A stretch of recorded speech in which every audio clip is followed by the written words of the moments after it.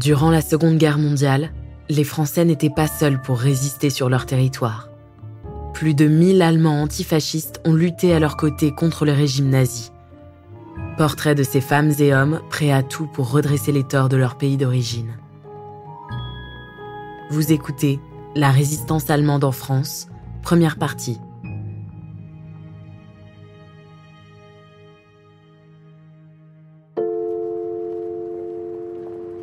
Dans la France occupée, elles sont allées à la rencontre de l'ennemi.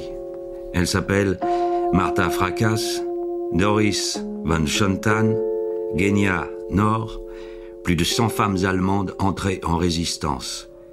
Leur but, détruire le système nazi sur le sol français.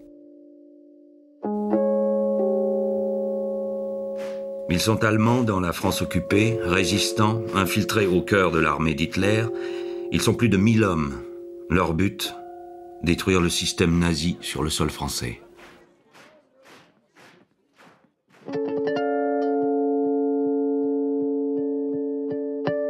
L'histoire de ces Allemands anti-nazis commence dès 1933.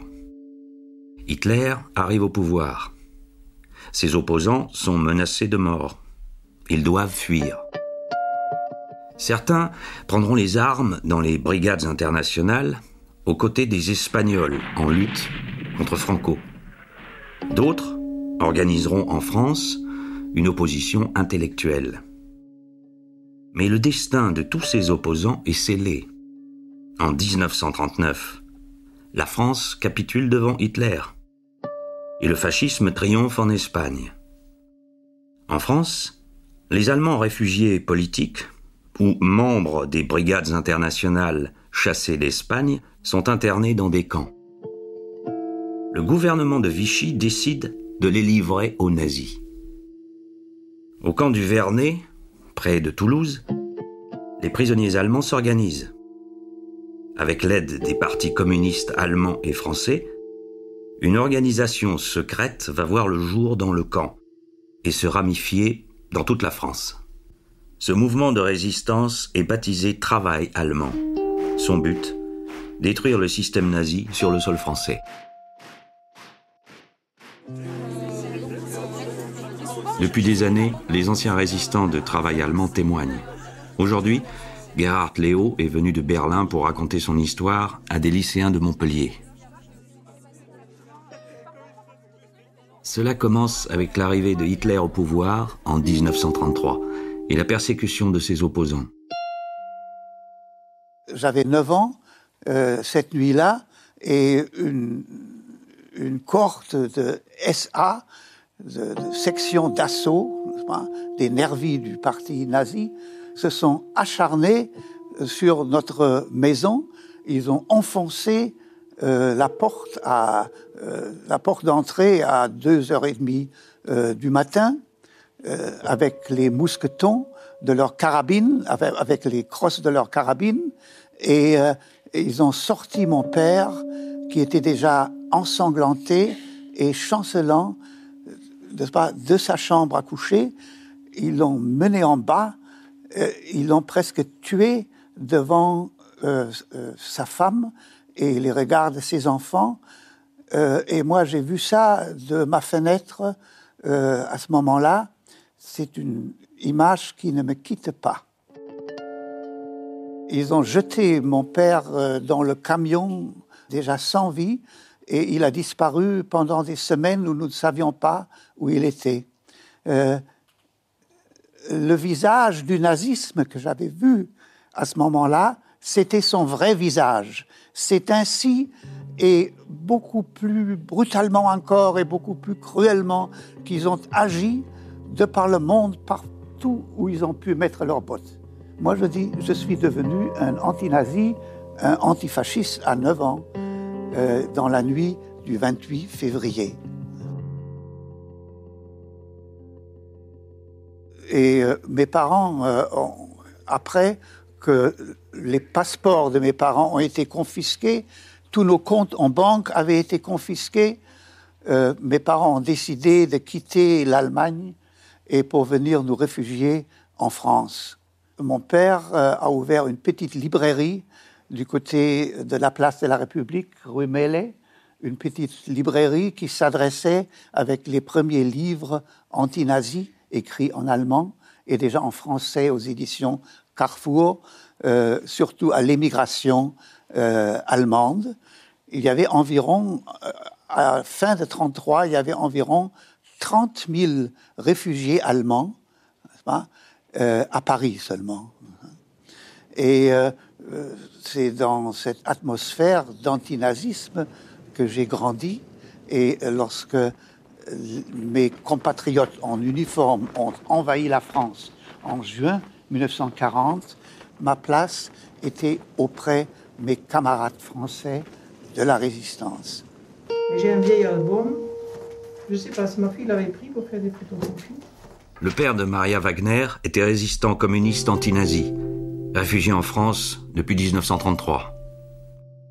Maria a 17 ans lorsque les autorités françaises livrent son père à la Gestapo. Elle vit aujourd'hui à Gaillac. On lui a mis les menottes tout de suite. On ne l'a plus laissé partir, il l'a emmené, destination inconnue. Et par bonheur, mon père, à la gare de Mazamet, peut-être qu'il devait changer de train à cette gare, il nous a griffonné un petit mot.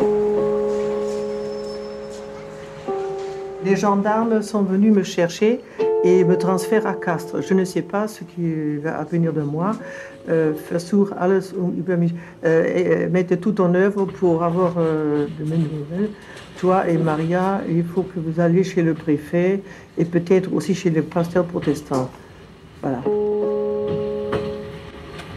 Le camp du Vernet est dans la région toulousaine le principal lieu d'internement pour les prisonniers politiques.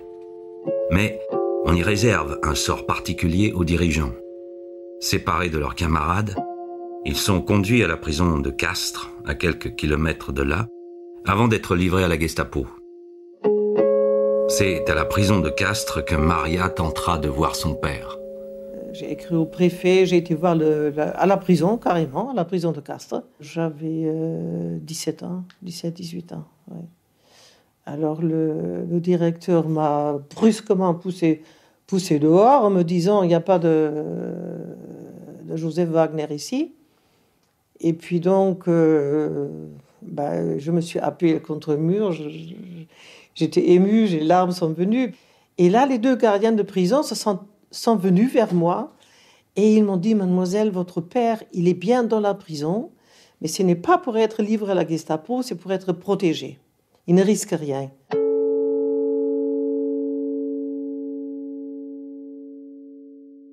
Pour écrire, il fallait adresser le courrier au camp du Vernet.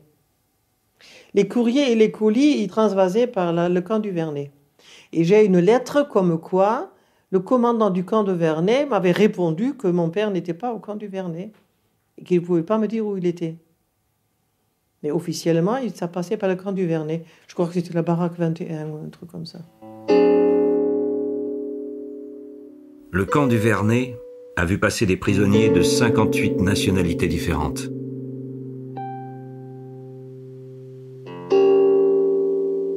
Il n'en reste aujourd'hui qu'un cimetière, un petit musée, une gare et un wagon, pour mémoire. À quelques kilomètres de là, les bâtisses d'un autre camp sont reconverties en bâtiments agricoles. Ils sont quasi intacts.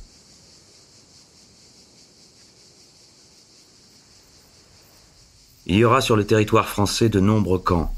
Camps pour tziganes, camps de rassemblement avant déportation, camps réservés aux juifs, camps de prisonniers politiques, camps réservés aux femmes, etc.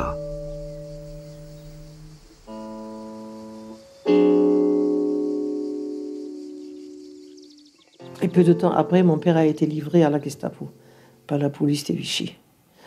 Alors, il est passé par la prison Saint-Michel à Toulouse, et puis donc il a atterri à Sarrebruck, et de Sarrebruck à Berlin.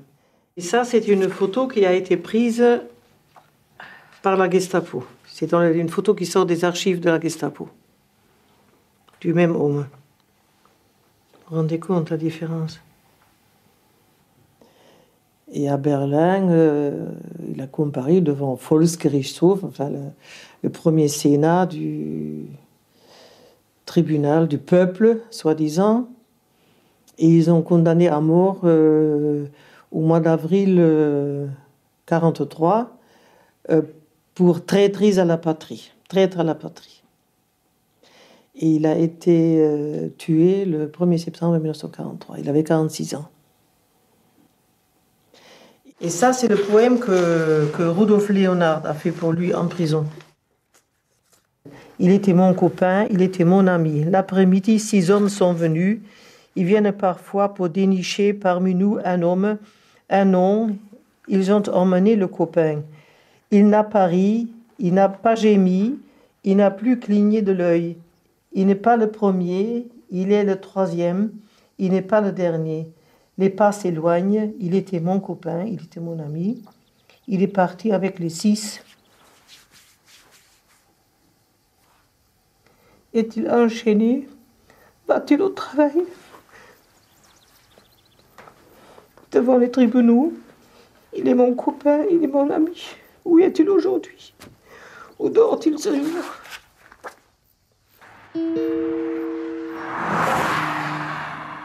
Interné dans un camp de réfugiés allemands, Ernst Melis s'évade et se retrouve à Toulouse. Il participe à la création de Travail allemand.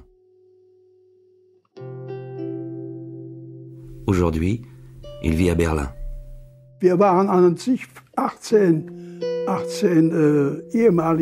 Nous étions 18 anciens combattants d'Espagne qui s'entraidaient. Et nous avons rencontré d'autres personnes qui s'étaient enfuies d'autres camps. Gurs, Argelès et Saint-Cyprien, qui se retrouvaient à Toulouse. Et tous ces gens essayaient d'entrer en contact les uns avec les autres. Toulouse était complètement surpeuplée à ce moment-là. En temps de paix, il y avait 125 000 habitants, et là, il y avait environ 1 million de personnes. On pouvait à peine marcher dans les rues, car tout était bouché par des gens fuyant du nord vers le sud.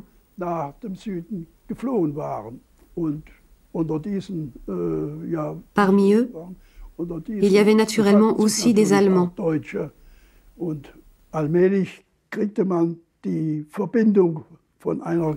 Petit à petit, des liens se nouaient,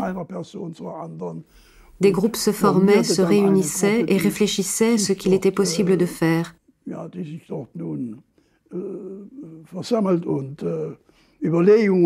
Nous étions déterminés à lutter contre l'armée allemande.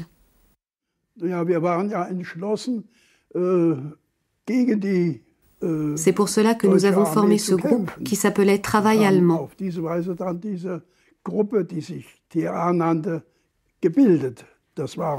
Ce groupe comprenait des filles, des femmes et bien entendu surtout des hommes.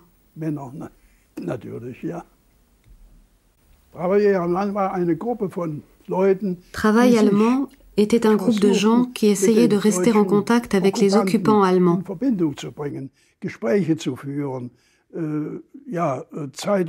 De discuter avec eux, d'éditer des journaux, pour leur montrer que la guerre était une chose terrible. En particulier l'agression contre la France.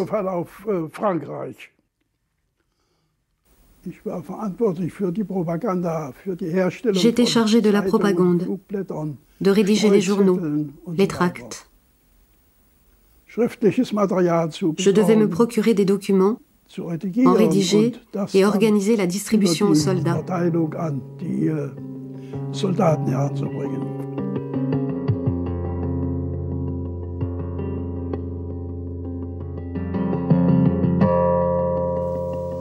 Fils de réfugiés communistes en France, Peter Gingold avait déjà un passé de résistant antifasciste quand il a été contacté pour renforcer les rangs de Travail allemand. Il devient un des piliers de l'organisation.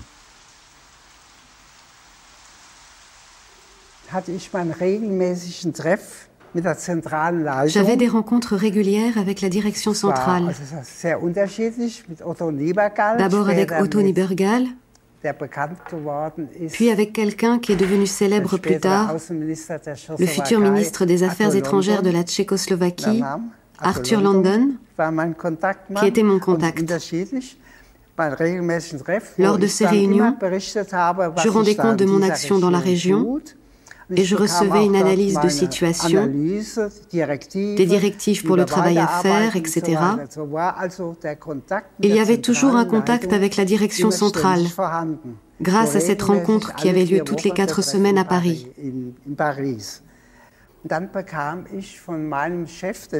Ensuite, mon chef, Arthur London, m'a donné pour mission de me rendre dans l'est de la France.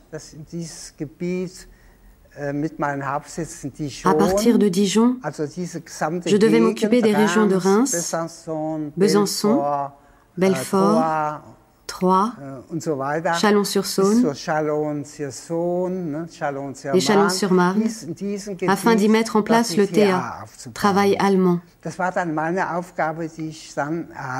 J'ai accepté cette mission. J'ai pris contact à Dijon avec le chef local de la résistance française, qui m'a hébergé et a noué des contacts, y compris avec les francs-tireurs et partisans français, les FDPF.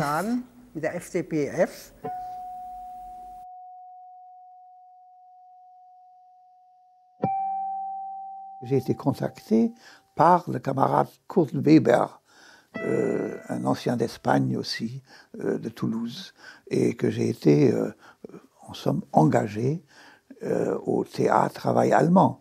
Et c'est mes camarades qui m'ont expliqué qu'il y avait un accord entre le Parti communiste français et, et la direction clandestine du Parti communiste allemand de faire ce travail en France, et que ce serait le Front national pour la libération et l'indépendance de la France qui nous aiderait à faire notre travail. Et il m'avait dit qu'il y avait plusieurs travaux à faire dans cette organisation, et ce qui me conviendrait le mieux, puisque je parlais parfaitement le français, c'était qu'on m'introduise comme travailleur ou employé auxiliaire dans un service allemand.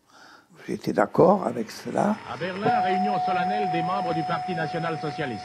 Comme nous approchions par les troupes allemandes et les commandantures allemandes, il y avait des informations qui étaient importantes pour la résistance. Par exemple, des informations sur les transports de la Wehrmacht. Et à Toulouse, j'ai transmis ces informations-là pendant presque 1 an de la Transportkommandantur. Et la résistance française nous disait exactement ce qu'elle voulait avoir, ce dont elle avait besoin. C'était utile à la résistance française, aussi pour le renseignement. Nous étions environ 1000. Comparé au nombre des troupes allemandes qui étaient entre 400 000 et 500 000, entre 40 et 44, c'est peu, n'est-ce pas? Mais ça a eu une certaine importance. Bien sûr, nous ne sommes pas arrivés à nos objectifs.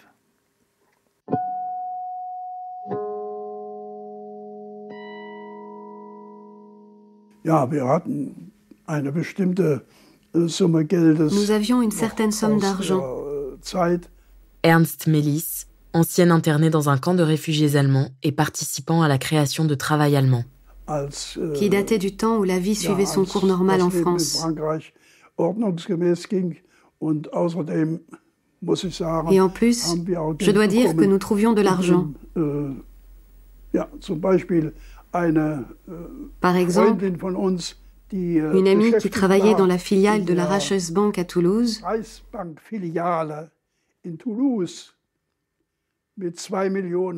a pris le large avec 2 millions de francs. Ce fut un bon apport financier pour notre travail.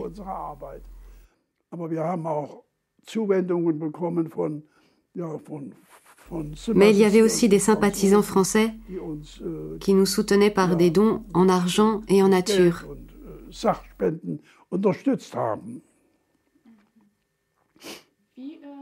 Comment est-ce qu'elle est sortie de la banque? Avec 2 millions de francs? Elle l'a emballé et elle est partie. Comment s'appelait cette femme? C'était Madame... Je ne me souviens pas de son nom.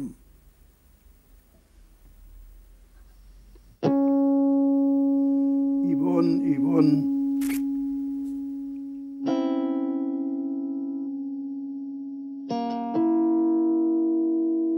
Il y avait à Toulouse une jeune femme, Yvette Bloch, d'une famille juive d'ailleurs, qui avec des faux papiers français s'était introduite dans ce travail.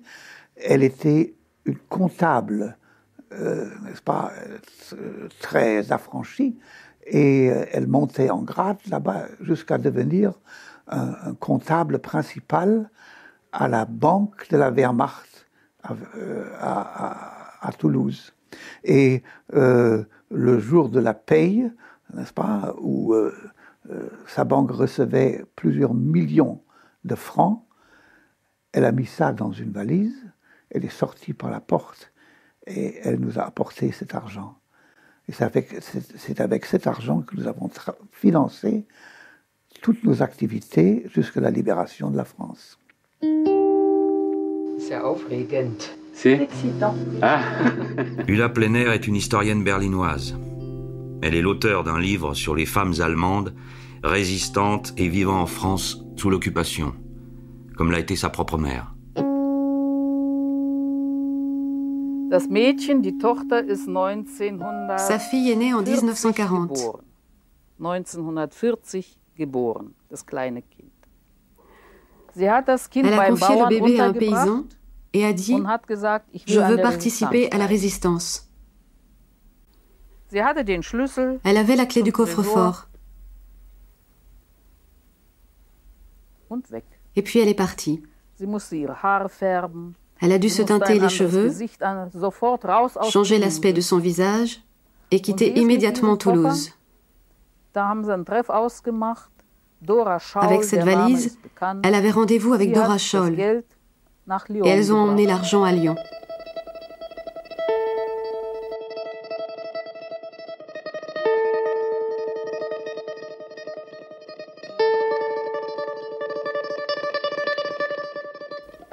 Marianne Bernard, das ist meine Mutter. Marianne Bernard Und sie était hatte un des noch faux noms de ma einen mère. zweiten Namen. Elle en avait un second, Komme ich jetzt nicht. je ne le sehe trouve ich jetzt plus. nicht. Na, jedenfalls, das waren französische Patrioten. En tout cas, die ce sont des diesen patriotes Frauen français qui ont aidé geholfen ces femmes, haben, entweder mit falschen par exemple en leur Papieren, donnant de faux oder papiers. meine Mutter beschreibt, wie sie Ma mère décrit comment à Saint-Pierre-de-Lage, Saint-Pierre-de-Lage. Richtig? Saint-Pierre-de-Lage. à 12 kilomètres de Toulouse, 12 Kilometer von Toulouse entfernt. Da hat sie elle a Wohnung trouvé un gefunden. logement grâce à un compte Mit Hilfe français eines Grafen, et à un paysan. eines französischen Grafen und eines Bauern. Die waren Ils étaient zusammen, ensemble, le Graf comte und et le Bauer. paysan, et Sie ils ont haben aidé dieser cette femme Deutschen allemande. geholfen. Ohne Sans la solidarité de la population der française, Bevölkerung des und gens d'en bas, des patriotes, der Patrioten, elle n'aurait pas pu hätten sie survivre, nicht überleben tout au moins pour celles qui ont survécu.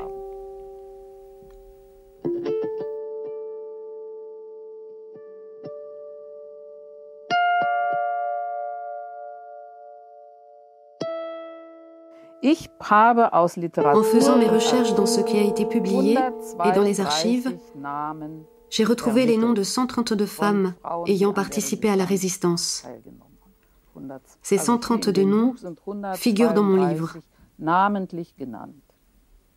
Diese Frauen waren Ces femmes gegen étaient den contre les nazis. Sie waren ja emigriert Elles avaient émigré aus d'Allemagne Deutschland. ou d'autres pays comme la Alle Pologne, diese Frauen la Hongrie, la Roumanie. waren aus Deutschland emigriert oder auch aus einigen anderen Ländern, Polen, Ungarn, Rumänien. Autant de pays faschistische fascistes Länder ou occupés par les Allemands. oder von Deutschen besetzte Länder. Die meisten La plupart waren de ces politisch. femmes avaient un engagement politique. Also die meisten waren politisch. Sie waren Elles avaient pour la grande überzeugte majorité des opinions politiques marquées. Sozialistinnen, Elles étaient socialistes, Sozialdemokratinnen, social-démocrates, Kommunistinnen. communistes convaincus. Sie wollten eine andere Elles voulaient un Welt, autre monde, nicht diese et pas ce monde barbarische nazi barbare. Nazi-Welt. Ihre Aufgabe war, sich an Leur deutsche travail Soldaten consistait à aborder des zu soldats wenden, im allemands, Restaurant, au oder restaurant, auf der Straße, dans la oder rue, im Kino, au oder cinéma, sonst wie. Und so ein en recht engageant un petit flirt. Anfangs, so ein kleines Techtelmechtel.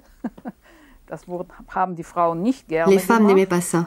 damit sie ins Gespräch kamen. Mais c'était le moyen d'entrer en contact avec ces soldats Und aus dem Gespräch et de les faire parler pour savoir s'ils étaient partisans de la guerre, kriegsbegeistert, nazis convaincus, ein begeisterter ou le contraire. Nazi oder vielleicht nicht. Vielleicht kann man ihn gewinnen zur Desertion afin de les amener éventuellement à déserter, ou bien à emporter des tracts, ou encore à parler contre la guerre dans leurs unités. C'était la mission des femmes, ce qu'elles appelaient le Soldatenarbeit. C'était une tâche difficile, car elles ne savaient pas à qui elles avaient affaire.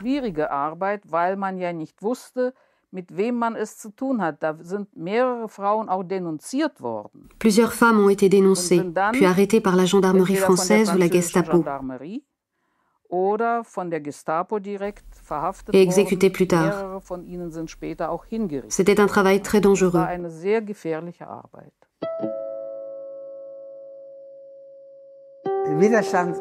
En ce qui concerne la résistance de nos femmes, je voudrais dire que ce que nous avons fait, nous n'aurions pas pu le faire sans nos femmes et nos filles. Peter Gingold, fils de réfugiés communistes en France et un des piliers de l'organisation Travail allemand. En réalité, ce sont elles qui avaient accepté la mission la plus difficile. Je pense en particulier à ma propre femme, qui était avec moi dans la clandestinité et dans la résistance. On lui avait donné comme mission un travail que nous, les hommes, ne pouvions pas faire. Normalement, les Françaises avaient honte de se montrer en compagnie d'un soldat allemand en uniforme. Donc, nous avons dit à nos femmes et nos filles, laissez-vous aborder, engagez la conversation avec eux et essayez de savoir ce qu'ils pensent.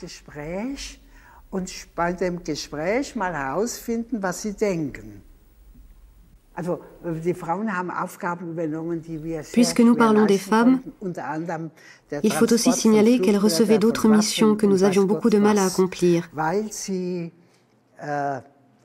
En particulier le transport de tracts, d'armes et d'autres choses encore qu'elles cachaient dans leurs paniers, débordant de carottes, salades, comme si elles revenaient du marché, ou encore dans des landaux surélevés qui avaient une cage secrète.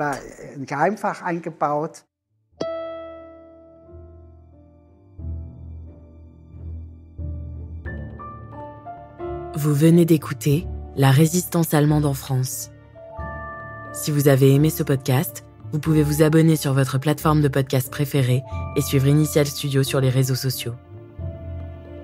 La résistance allemande en France est un podcast coproduit par Initial Studio et TGA Productions, adapté du documentaire éponyme. Il a été réalisé par Jean-Pierre Vedel. Production exécutive du podcast, Initial Studio. Production éditoriale, Sarah Koskiewicz et Astrid Verdun, assistée de Cypriane Ligère. Montage, Johanna Lalonde, avec la voix d'Alix Martineau.